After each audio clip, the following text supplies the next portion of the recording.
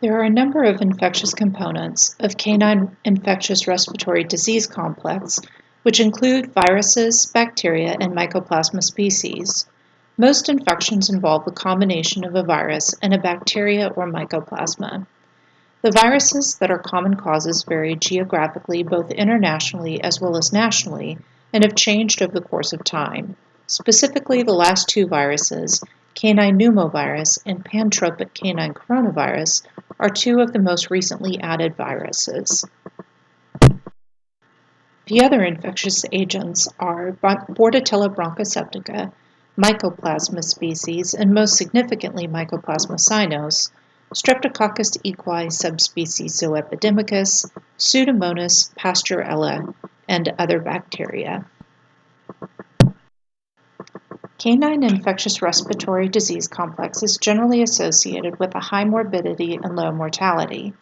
The clinical signs associated with the infectious agents can vary depending on which infectious agent or agents are responsible for the disease.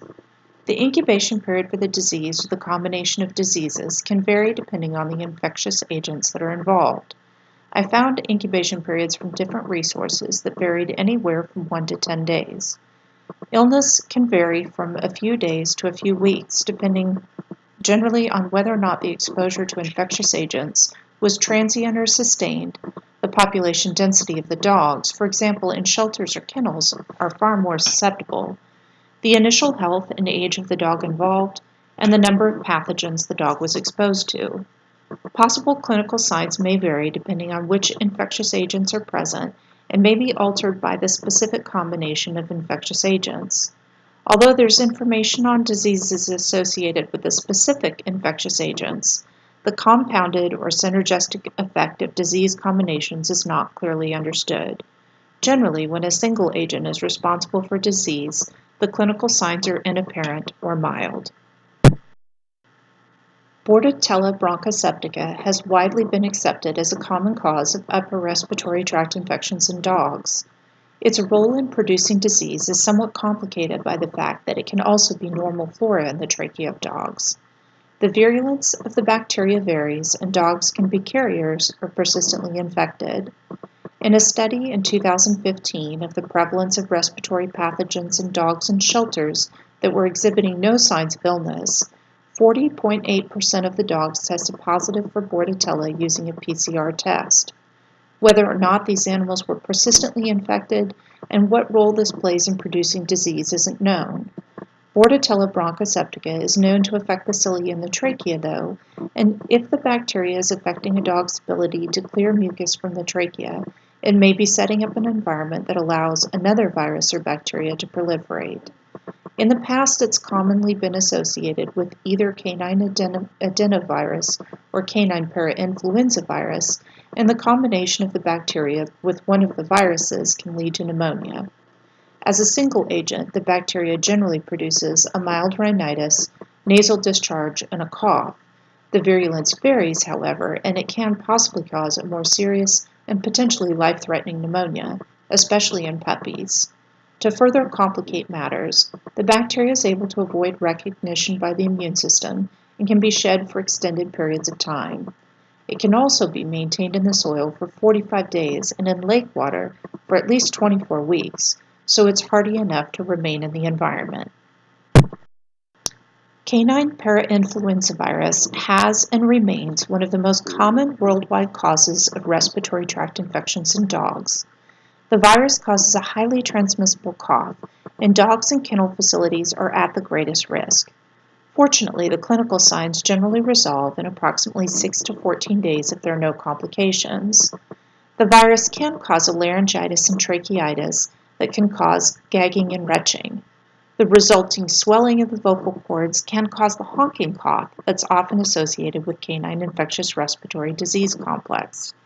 At least in one study, canine parainfluenza virus was the most common virus associated with bacterial pneumonia when there was a co-infection of a virus involved in the development of pneumonia. It was postulated in the study that one possible reason for this was the vaccine only produces poor antibody response to the virus.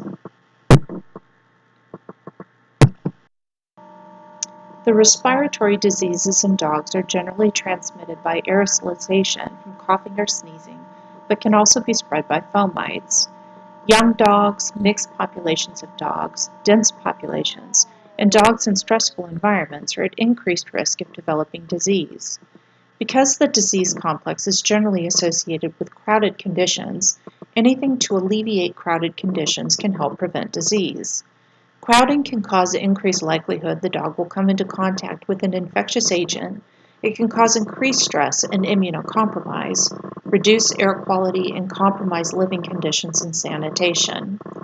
Double-sided cages with a guillotine door can aid in sanitation and reduce the overall movement of a dog through the facility. Decreasing animals' length of stay is one of the most effective overall means of reducing crowding and the potential for disease transmission. Fortunately, the causes of respiratory diseases in dogs are generally all easy to inactivate with common disinfectants, so good sanitation and disinfection practices are effective. Providing ventilation that allows for 12 to 20 air exchanges per hour can also decrease exposure. Controlling the disease also requires monitoring incoming animals and daily surveillance. Any dog exhibiting clinical signs of a respiratory infection should be isolated. Isolating clinically affected dogs as quickly as possible is the single most effective means of controlling the spread of infectious diseases. If it isn't possible to isolate a dog with clinical signs, maintaining at least 20 feet of physical distance between dogs with clinical signs and healthy dogs, and avoiding spread by fomites and using PPE can potentially still be effective. Diagnosis is often empirical and made when more than one dog is exhibiting clinical signs. A definitive diagnosis can be made using virus isolation, serology, or PCR testing. PCR testing is generally easily accessible and affordable and is often used to diagnose the specific infectious components. False positive results are possible due to recent vaccinations. In addition, a number of potential pathogens have been found in asymptomatic animals, most notably Bordetella bronchoseptica and Mycoplasma cynos, so a positive result does not necessarily correlate with disease. A negative result can occur if sample quality or handling are inappropriate, or if the sample was taken after the shedding period. Some of the respiratory viruses tend to have low shedding and are less likely to provide a positive result. Canine influenza virus is also an RNA virus and is more likely to degrade during shipping. This slide lists the possible causes of canine infectious respiratory disease complex that are available through PCR testing through Antec. The Antec test also includes a culture and sensitivity for Bordetella bronchoseptica if the PCR test is positive. This is useful since some strains for Bordetella have developed some antibiotic resistance. For the most accurate results, a swab should be taken from the location of the most severe clinical signs. Bacterial cultures can also be done from the nasal or oral cavities, oropharynx, and nasopharynx, but often the results are commensals that are cultured. Mycoplasmas are slow-growing and typically don't culture well. Samples may have to be taken from multiple animals to confirm a diagnosis. A complete blood count may also be useful if the affected dog is anorexic, febrile, has an increased respiratory rate or bronchofascicular sounds on auscultation, to see if a left shift is present. Bronchopneumonia is possible, especially with mixed infections, and requires much more aggressive treatment. Diagnostic testing is indicated in situations where multiple animals are involved. There's a change in the pattern or severity of illness. There's zoonotic concern, if affected animals appear systemically ill, or if affected animals fail to improve.